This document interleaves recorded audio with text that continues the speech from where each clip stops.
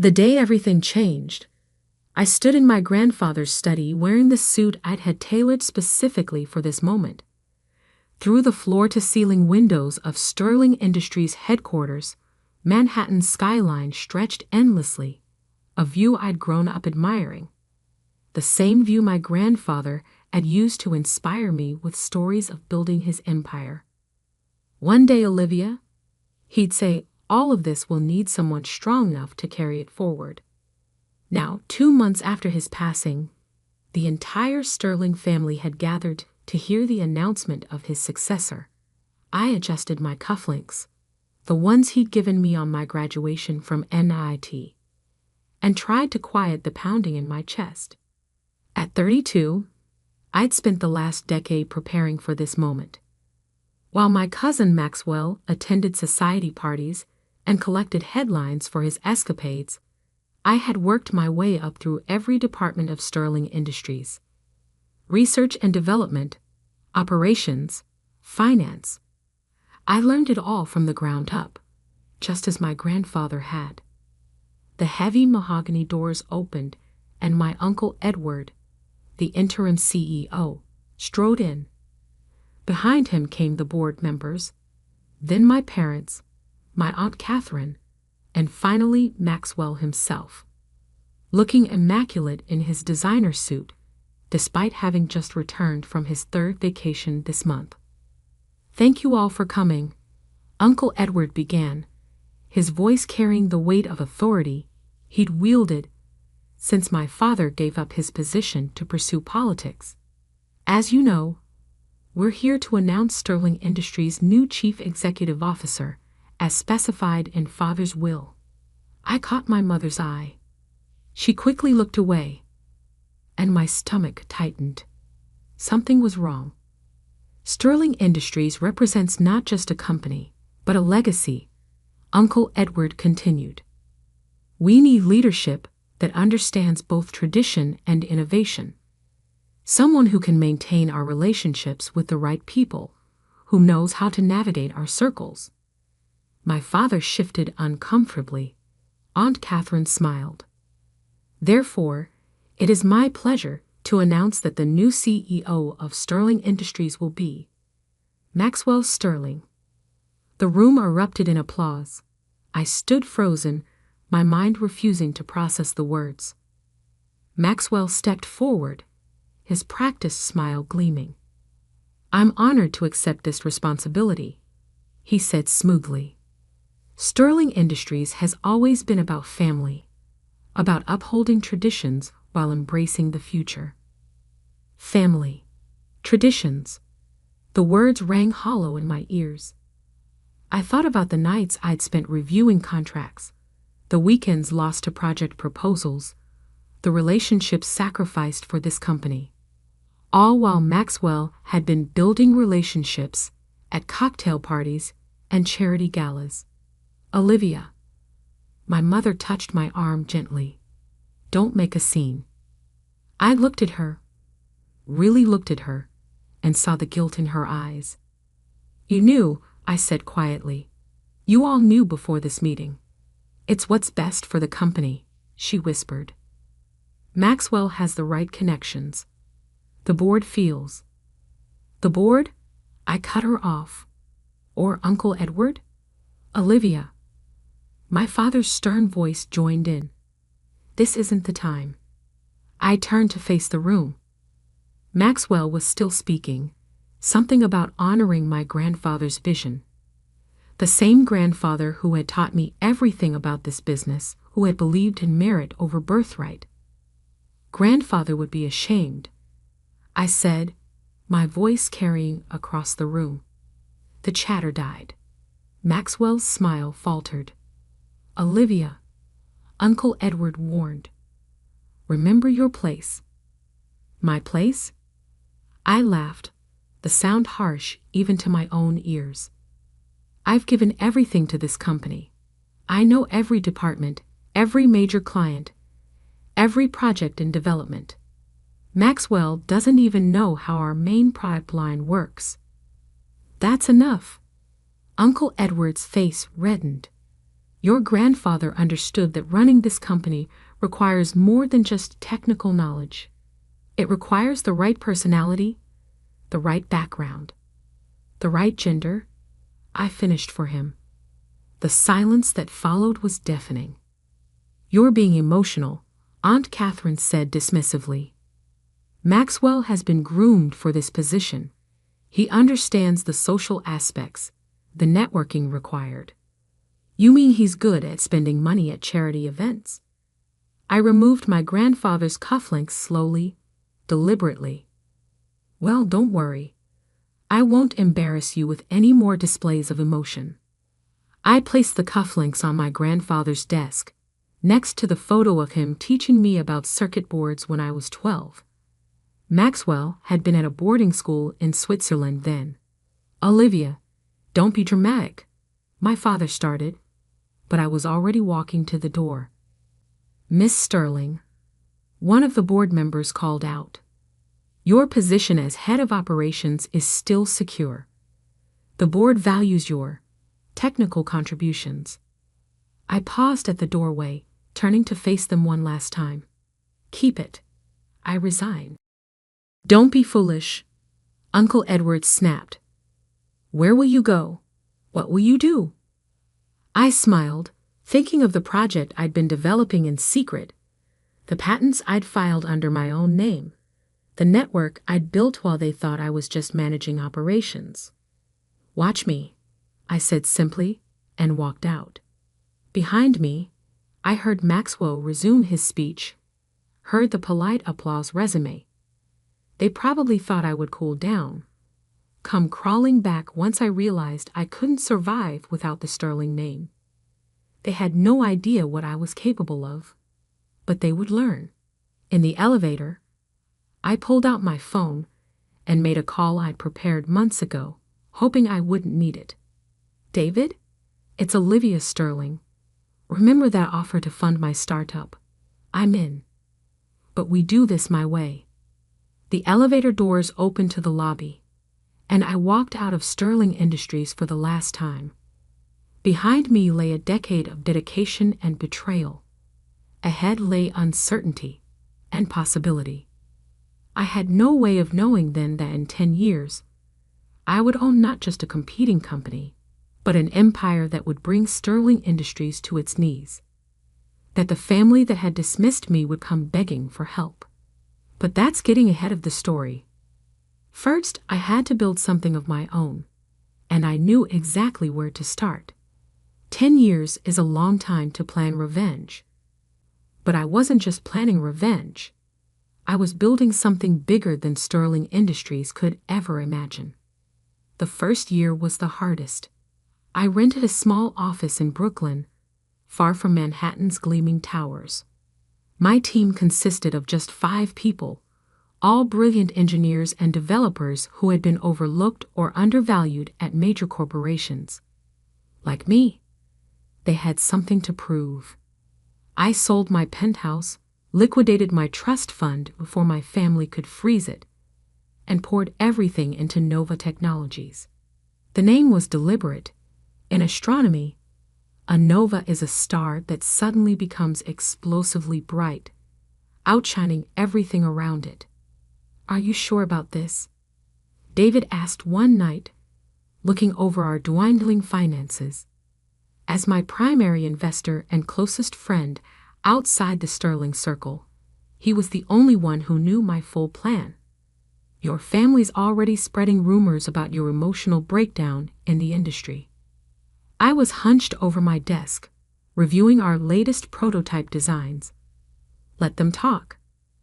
They think I'm developing consumer electronics, trying to compete with their household appliance division. They have no idea what we're really working on. What Sterling Industries never understood was that while they were focused on maintaining their existing market share in home appliances and basic electronics, I had seen the future. Clean energy storage systems that could revolutionize power grids. Quantum computing applications that would transform data processing. For 3 years, we worked in near secrecy. I lived in a tiny apartment, poured every penny into research and development. My family's Christmas cards arrived each year, filled with updates about Maxwell's visionary leadership and Sterling Industries' continued market dominance. I filed them away without response. Then came our breakthrough. It works. Anna, our head engineer, burst into my office one morning, her eyes wild with excitement. The quantum storage system, it actually works. I followed her to the lab where our prototype hummed quietly, doing what Sterling Industries' research division had deemed impossible. We had created a quantum-based energy storage system that could revolutionize how cities managed their power grids. Within weeks, we filed the patents. A month later, major tech publications started noticing Nova Technologies. Investors began calling. But I was selective. I knew what money came with strings attached. The real turning point came when Morgan Stanley's head of technology investment contacted us. The meeting was set for their Manhattan office, 3 blocks from Sterling Industries. As my car approached the Morgan Stanley building, I saw a familiar figure entering Sterling Industries headquarters. Maxwell, surrounded by his usual entourage. He looked exactly the same, perfectly styled, perfectly confident, perfectly clueless about the storm that was coming. Nova Technologies isn't just offering a product, I told the Morgan Stanley executives an hour later. We're offering the future of urban power infrastructure, and we're the only ones who know how to build it. By the end of the meeting, we had secured $300 million in funding. But more importantly, we had gained powerful allies who saw Sterling Industries as outdated and ripe for disruption. The next few years passed in a blur of expansion, acquisitions, and strategic moves that my family never saw coming. Nova Technologies grew exponentially, but I kept my name out of the press, operating through subsidiaries and partners. Let Sterling Industries think I had disappeared. Then came the moment I'd been waiting for. Sterling Industries just lost the Chicago contract, David announced, striding into my office one morning. Their entire urban development division is in chaos. I smiled, remembering how I'd spent years building relationships with Chicago city planners, knowing they would eventually need to upgrade their power grid. The contract was worth billions, and Sterling Industries had counted on it to fund their expansion plans. That's not all, David continued, a slight smirk playing on his lips. They're hemorrhaging money trying to develop competing technology. Maxwell's been making promises to shareholders that their R&D can't deliver. I leaned back in my chair, looking out at the Manhattan skyline from my new office, higher than Sterling Industries, with a better view. Had they figured out who owns Nova yet? No, the corporate structure is too complex. They know Nova is behind their troubles, but they haven't connected it to you. I picked up my phone, scrolling through recent messages. One from my mother, the first in years. Darling, I hope you're well. Perhaps it's time to come home? The family misses you. Translation: they were getting desperate. Another from Maxwell himself. Cousin, I know we've had our differences, but I'd value your technical expertise right now. Sterling Industries could use your skills. I deleted both without responding. What's our next move? David asked. I pulled up the latest market analysis on my screen. Sterling Industries stock had dropped 40% in 6 months. Their board was in panic mode. And I had just acquired a controlling interest in their largest remaining client through a shell company. Now, I said, we let them come to us. I didn't have to wait long. The next morning, my assistant interrupted my morning meeting. Ms. Noga, she said, using my professional name, Edward Sterling is in the lobby. He's demanding to meet with our CEO. I smiled, thinking of all the times Uncle Edward had dismissed my technical contributions. Make him wait an hour, then send him up. It was time for the Sterling family to learn exactly who they had underestimated. Uncle Edward looked older than I remembered. The confident swagger was gone, replaced by tense shoulders and worried eyes as he was finally shown into my office. He didn't recognize me at first. 10 years had changed more than just my position in life. "Thank you for meeting with me," he began, his rehearsed speech dying on his lips as recognition slowly dawned. "Olivia?"